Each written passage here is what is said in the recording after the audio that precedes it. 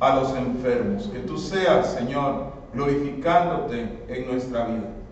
Pero por encima de todas las cosas, Señor, que tú seas el centro de nuestra vida. Te lo pedimos en el nombre de Jesús. Amén. Muy bien, hermanos. Déjenla. Pásame, por favor. Ok.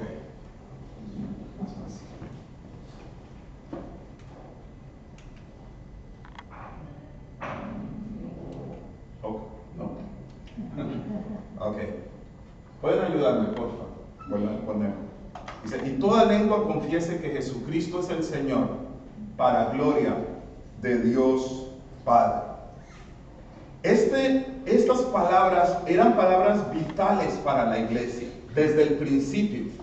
O sea, los discípulos de Jesús estaban dispuestos a cualquier cosa por esta afirmación tan categórica y tan firme. Jesucristo es el Señor. ¿Y a qué se refiere la Biblia cuando dice que Jesucristo es el Señor?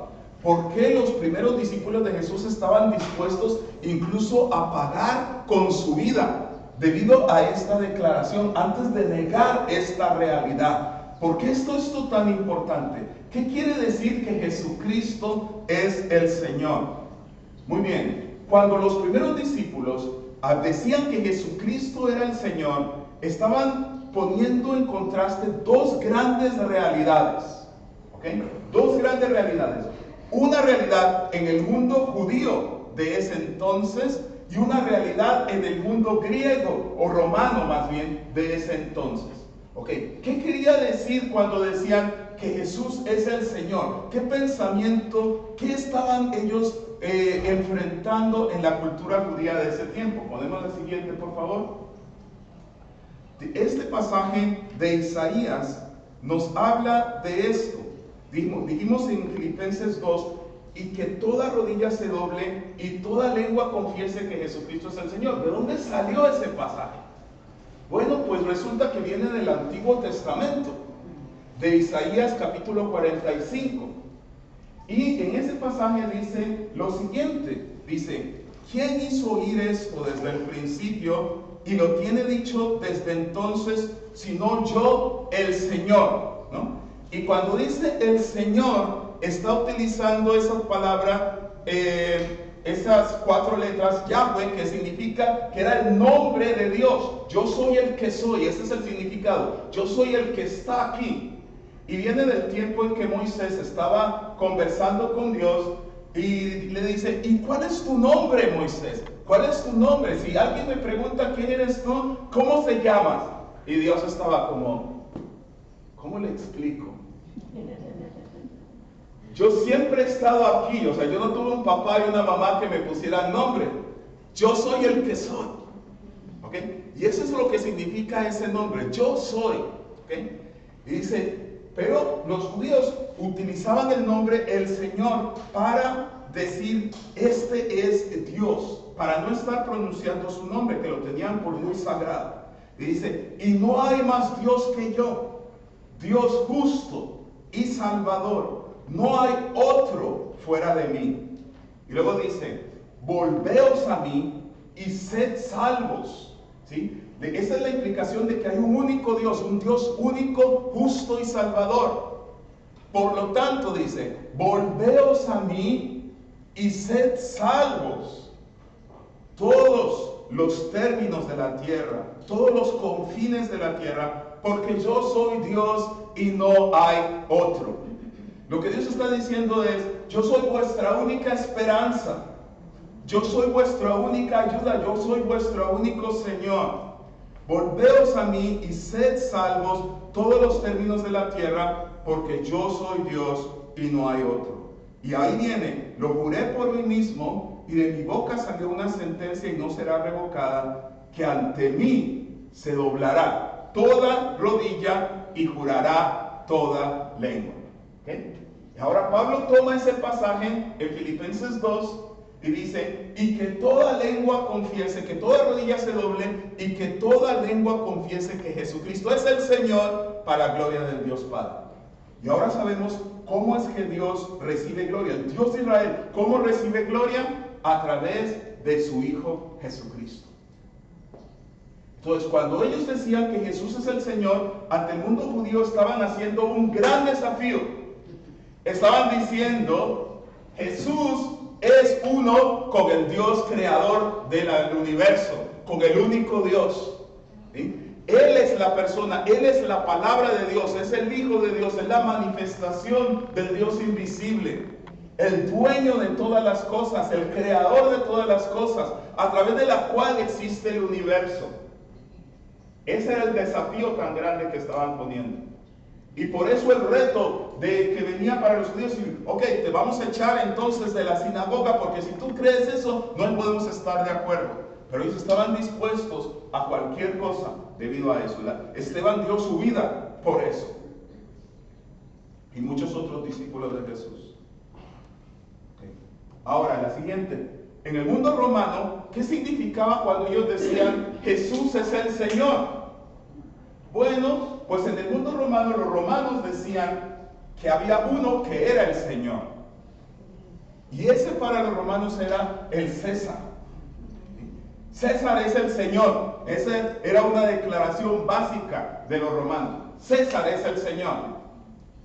Entonces cuando los discípulos de Jesús decían, no, Jesús es el Señor, estaban desafiando no solamente al poder religioso en Israel, sino que estaban desafiando también al poder político y religioso, porque le iban las dos cosas juntas en Roma. Estaban básicamente diciendo, no, César no es mi Señor, Jesús es mi Señor. ¿Okay? Y ahora, tenían grandes implicaciones, porque en Roma tú podías creer lo que tú quisieras. No importa que si eran los dioses de los egipcios, de los griegos, de los romanos, de los asirios, de los fenicios, ningún problema. Pero en el momento, siempre y cuando tú reconocieras, por arriba de todo eso, que César era el Señor. Cuando los discípulos de Jesús decían, no, Jesús es el Señor, eso era problema. Todos los diferentes imperios y todos los diferentes tenían que traer y ofrecían incienso a la imagen del emperador. Y era el reto para los discípulos era, ¿y no vas a ofrecer incienso? No. ¿Por qué? Porque Jesús es el Señor. Entonces, estás en problemas.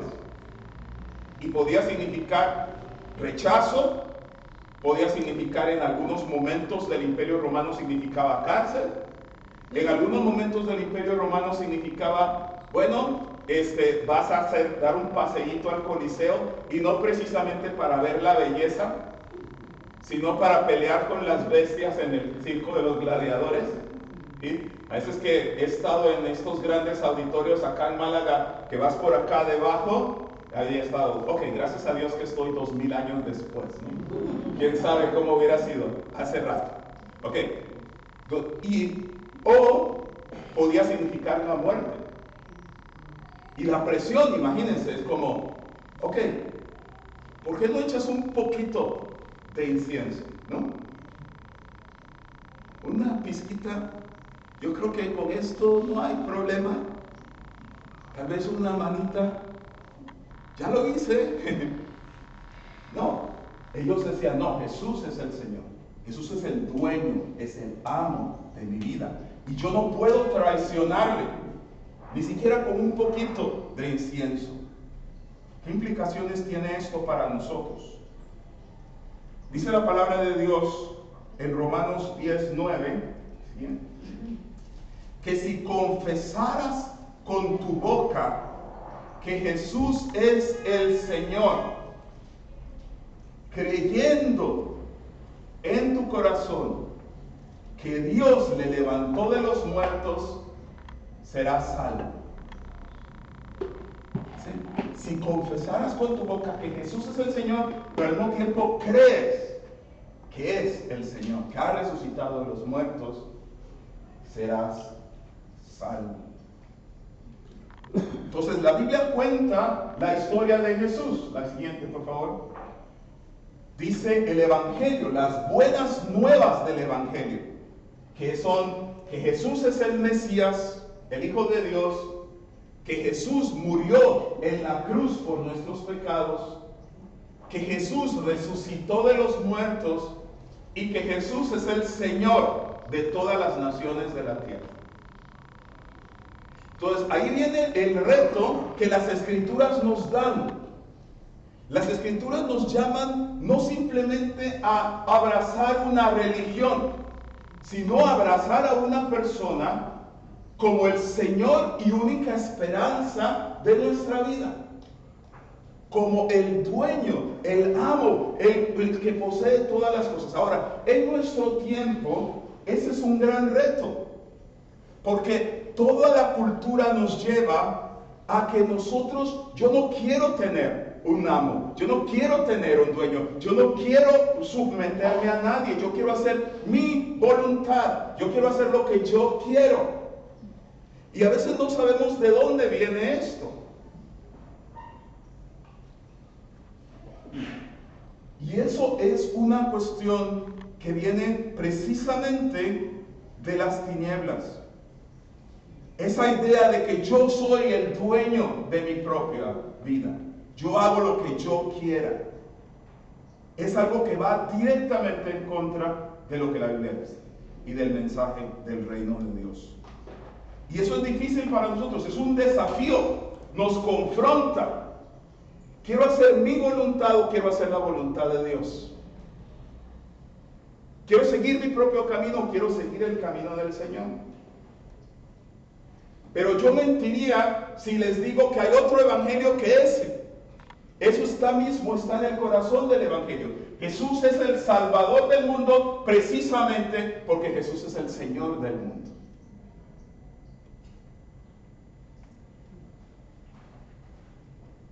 Lucas 24, 44 al 47, Jesús resume toda la Biblia diciendo que Él es el Cristo, que tenía que padecer, resucitar de los muertos y que en su nombre tenía que predicarse arrepentimiento, es decir, un cambio de mentalidad y perdón de pecados a todas las naciones. En Romanos 1, del 1 al 5, Pablo nos dice que la Biblia predica acerca del Evangelio. Y dice que Jesús era hijo de David, resucitado de los muertos, conforme a mi evangelio. Primera de Corintios 15, del 1 al 5, Pablo resume el evangelio nuevamente diciendo que Jesús es el Señor, que murió por nuestros pecados, que resucitó de los muertos y que va a sujetar a todas las cosas a su voluntad.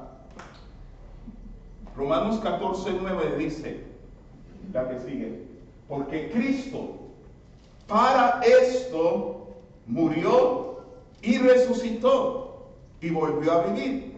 ¿Para qué?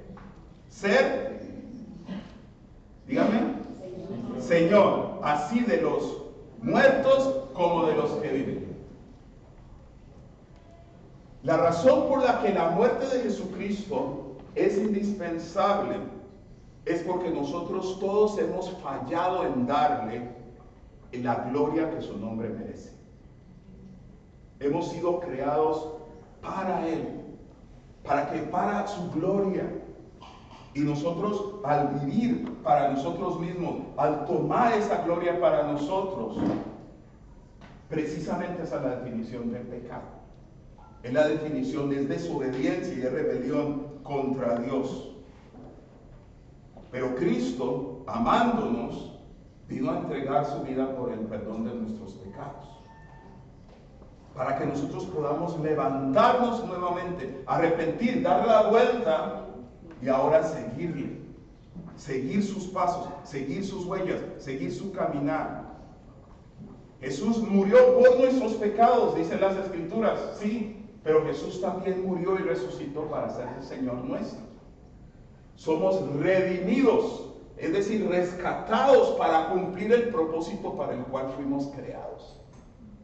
Y fuimos creados para vivir para la gloria de Dios. Por eso Pablo, en 2 Corintios 4:5, dice, no nos predicamos a nosotros mismos, sino a Jesucristo como Señor. Yo sé que esto no puede ser muy popular a veces, pero tengo que decirlo, es mi responsabilidad.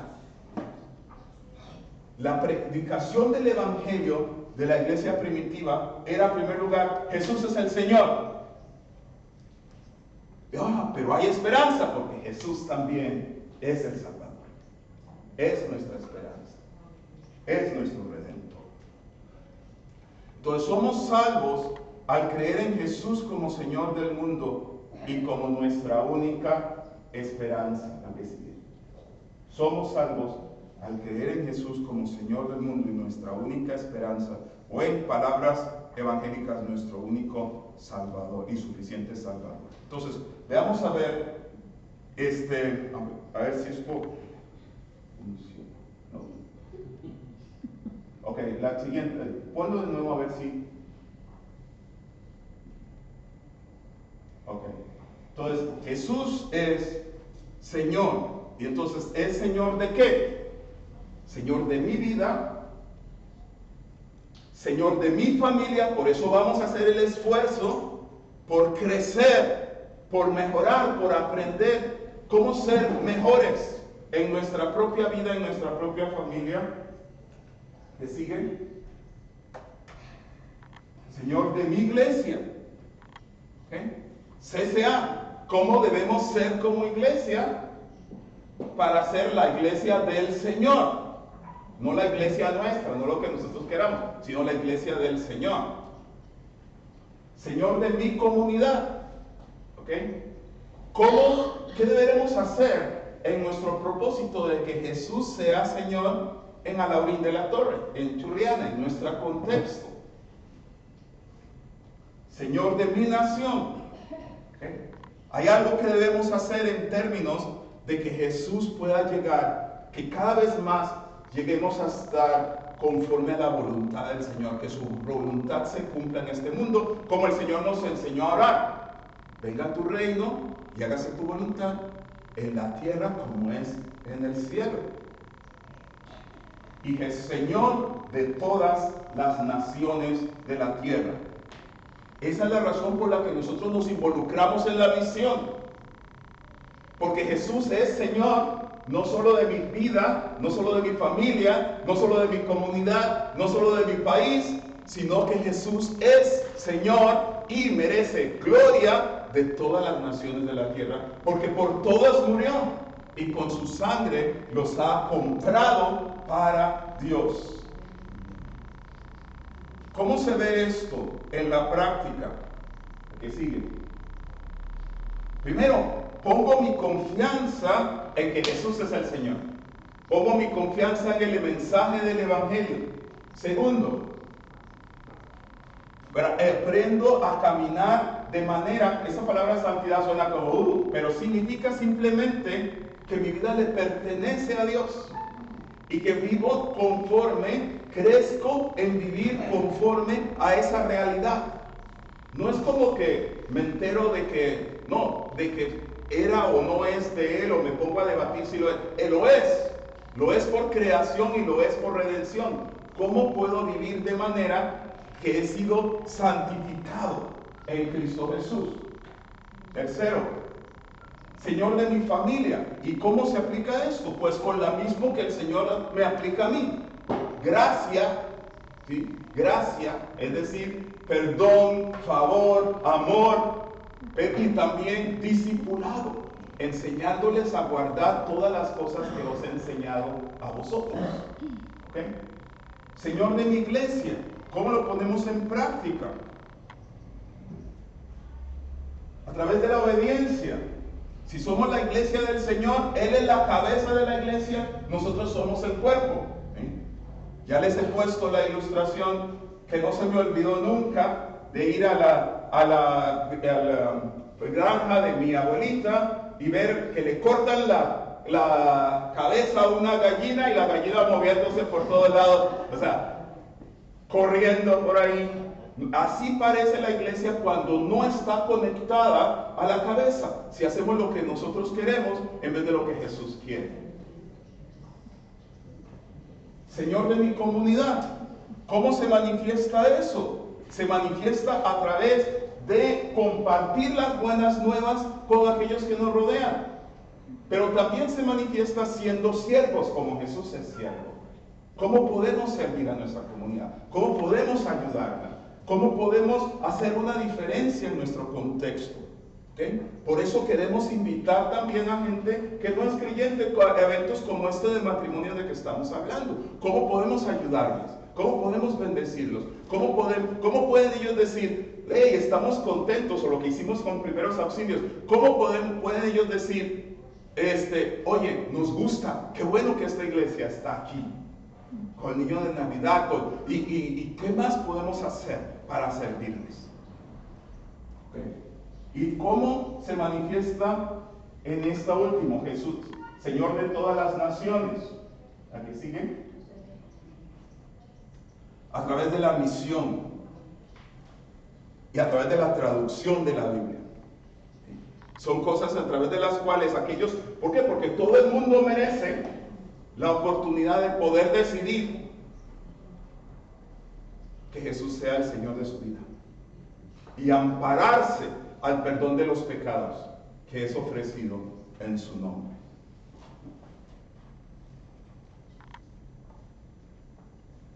A eso somos entonces llamados como iglesia. La que sigue.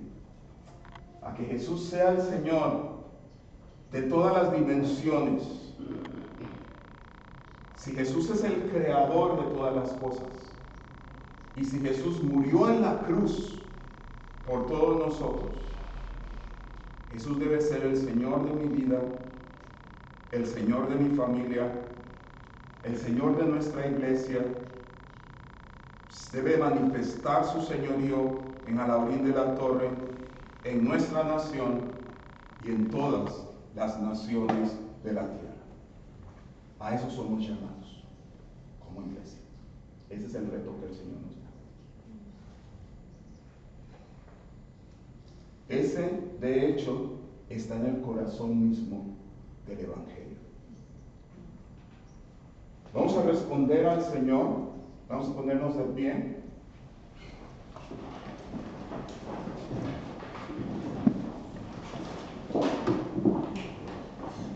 Acordémonos por un momento de los primeros cristianos que se rehusaban a poner un poquito de incienso a la imagen del emperador. Somos de los mismos. Somos seguidores de Jesús. Ciertamente, gracias a su sangre, hoy es un nuevo comienzo. Creo que todos en algún momento hemos echado alguna pizquita de incienso. Ahora toca regresar. La sangre de Jesús lo hace posible. Vamos a orar. Voy a dar unos minutos para que cada quien ore delante de la presencia del Señor. El Señor está hablando a tu vida. No resista su Espíritu Santo. Respondemos a Él.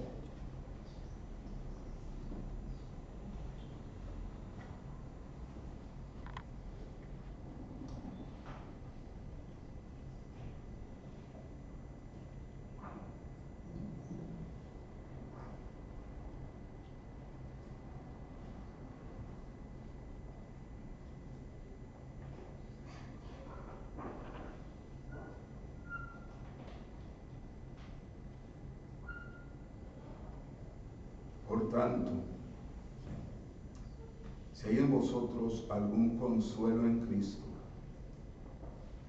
si algún estímulo de amor, si alguna comunión del Espíritu, si algún afecto entrañable y compasivo, llenadme de alegría, sintiendo lo mismo, teniendo un mismo amor y siendo uno en espíritu sintiendo una misma cosa. No hagáis nada por rivalidad o por vanagloria, al contrario, hacedlo con humildad, considerándoos inferiores a los demás, que no mire cada uno por lo suyo, sino también por lo de los demás. Así que vosotros sentid esto mismo que Cristo Jesús, quien siendo igual en forma de Dios, no estimó el ser igual a Dios como cosa que aferrarse, sino que se despojó a sí mismo y tomó forma de siervo y se hizo semejante a los seres humanos, y estando en la condición de hombre, se humilló a sí mismo y se hizo obediente hasta la muerte y muerte de cruz. Por eso Dios también lo exaltó y le dio el nombre que es sobre todo nombre, para que en el nombre de Jesús se doble toda rodilla de los que están en los cielos, en la tierra y debajo de la tierra, y toda lengua confiese que Jesucristo es el Señor, para gloria del Dios Padre. Señor, te reconocemos como nuestro Señor, como el legítimo propietario de nuestra vida, de nuestra familia, de nuestra iglesia, de nuestra comunidad, de nuestra nación y de todas las naciones de la tierra, porque nadie nos ha amado como tú, y con tu sangre derramada por nosotros nos compraste para que le perteneciéramos a Dios, porque a tu diestra hay plenitud de gozo y delicias a tu diestra para siempre. En Cristo Jesús nuestro Señor. Amén.